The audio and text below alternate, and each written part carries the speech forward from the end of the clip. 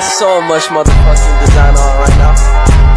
Break it down, bring it back, make it clap. I got 3 old thoughts, new block, wear that thing. Bitches on my line, and you know. Assalamualaikum warahmatullahi wabarakatuh.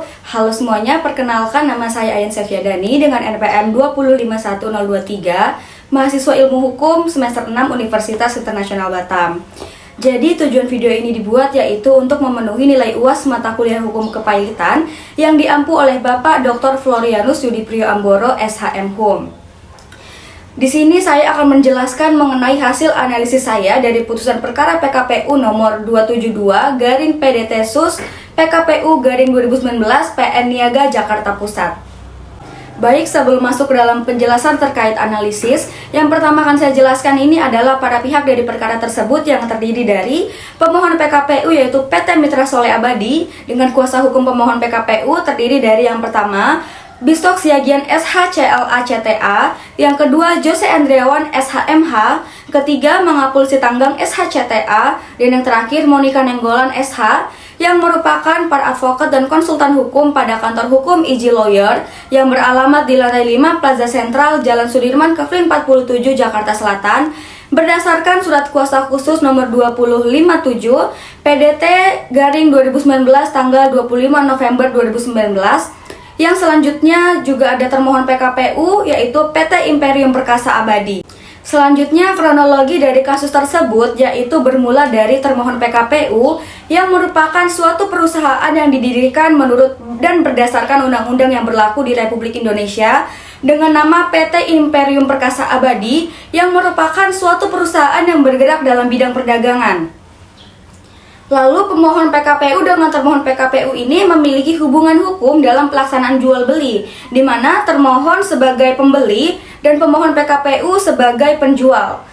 Berdasarkan faktur penjualan yang diterbitkan oleh pemohon PKPU yang secara keseluruhan atas faktur-faktur tersebut, termohon PKPU ini telah jatuh tempo pembayarannya per tanggal 1 Januari 2019 sampai tanggal 31 Januari tahun 2019. Lalu pada tanggal 28 Februari tahun 2019, Direktur Utama PT Imperium Perkasa Abadi atas nama Ari Huniarto telah membuat surat perihal komitmen pelunasan hutang dengan surat nomor 005-IPA-2-19, di mana PT Imperium Perkasa Abadi ini melakukan pembayaran dengan cara pencicilan 6 kali dalam jangka waktu 6 bulan dengan nominal Rp144.708.028 per bulannya. Lalu pembayaran ini akan dimulai pada bulan Maret 2019 sampai dengan Agustus tahun 2019. Pada tanggal 20 Mei 2019, PT Mitra Soleh Abadi ini mengirimkan surat kepada PT Imperium Perkasa Abadi yang inti dan bunyi surat tersebut adalah proses pembayaran PT Imperium Perkasa Abadi tidak sesuai dengan surat komitmen pelunasan hutang Maxis, maka total cicilan yang sudah dibayar atau dijalankan adalah sebesar Rp293.416.086. Lalu pada tanggal 10 Mei 2019, PT Mitra Soleh Abadi mengirimkan surat kepada PT Imperium Perkasa Abadi perihal penagihan pembelian barang produk Maxis dan produk Philip, yang inti dari surat tersebut yaitu pencatatan laporan keuangan PT Mitra Soleh Abadi per tanggal 28 Februari 2019.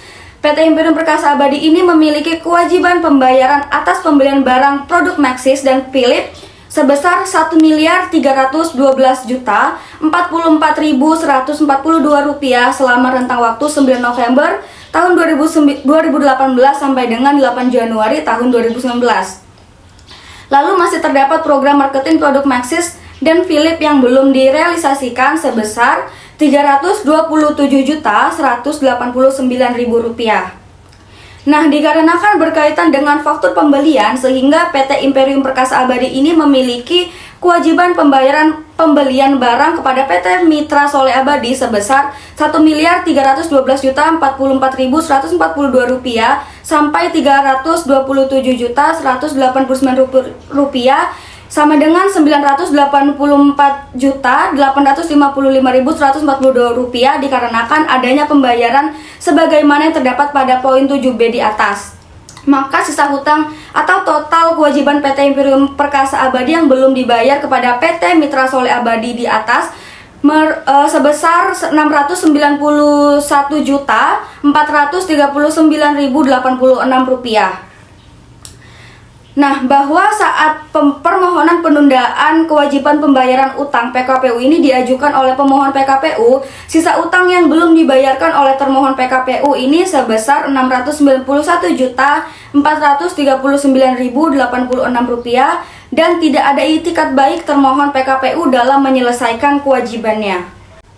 Oke, berdasarkan kronologi yang telah saya jelaskan tadi, maka gap analisis dari perkara tersebut akan saya jelaskan menjadi dua, yaitu dasolen dan dasein. Dasolen ini merupakan keadaan yang harus sesuai dengan ketentuan, di mana dalam perkara 272/PDT-Sus PKPU 2019 PN Niaga Jakarta Pusat, ketentuan yang berlaku yakni pasal 224 ayat 1 Undang-Undang RI nomor 37 tahun 2004 tentang kepailitan dan penundaan kewajiban pembayaran utang atau PKPU, di mana penundaan kewajiban pembayaran utang diajukan oleh debitor yang mempunyai lebih dari satu kreditor atau kreditor lain, dan pasal 222 ayat 3 Undang-Undang nomor 37 tahun 2004 tentang kepailitan dan penundaan kewajiban pembayaran utang atau PKPU. Lalu dalam hal ini dasolen atau keadaan yang diharapkan ya ini kreditor yang memperkirakan bahwa debitor tidak dapat melakukan pembayaran utangnya yang sudah jatuh waktu dan dapat ditagih, dapat memohon agar kepada debitor diberi penundaan kewajiban pembayaran utang untuk memungkinkan debitor mengajukan rencana perdamaian yang meliputi tawaran pembayaran sebagian atau juga seluruh utang kepada kreditornya. Selanjutnya, kenyataan yang terjadi di lapangan atau dasein dapat dilihat pada perkara ini bahwasanya dalam perkara ini yang mengajukan atau menjadi pemohon PKPU merupakan PT Mitra Soleh Abadi, yakni selaku kreditor. Hal ini telah sesuai dengan ketentuan yang telah dimuat pada pasal 224 ayat 1 Undang-Undang RI nomor 37 tahun 2004 tentang kepailitan dan penundaan kewajiban pembayaran utang atau PKPU, serta dalam perkara ini PT Imperium Perkara Abadi selaku debitor juga diberikan penundaan kewajiban pembayaran utang serta dapat mengajukan rencana perdamaian sesuai dengan ketentuan yang telah diatur dalam pasal 222 ayat 3 Undang-Undang nomor 37 tahun 2004 tentang kepailitan dan penundaan kewajiban pembayaran utang atau PKPU. Selanjutnya, hasil analisa saya terhadap perkara nomor 272/PDT-Sus PKPU 2019 PN Niaga Jakarta Pusat ini telah mencapai perdamaian.